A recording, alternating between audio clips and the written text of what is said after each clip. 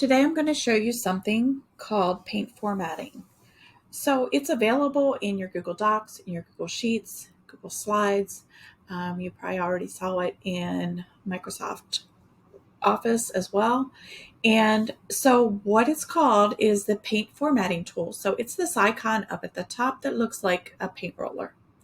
So the first thing we're going to do is I'm going to go to the top of my document and I'm going to highlight the text I want to change formatting on.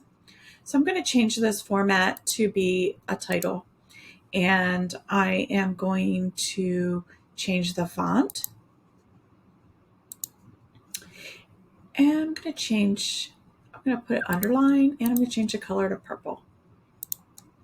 So now that I have that text highlighted in the format that I like, if I want to change that format on another area of my document, now that I have this highlighted, all I do is go to the Paint Format tool, click on it, go to the text that I want to change to that same exact format, and highlight it.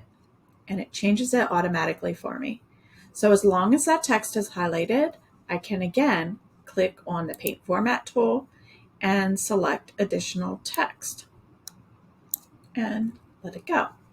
So now if I have this text and I want to change it, maybe I want to make it a little different, I'm going to just use a different font. I'm going to change it to this font, and I have it highlighted. Now, if I click this format tool and go to additional text I want to format with that, it formats in that same format.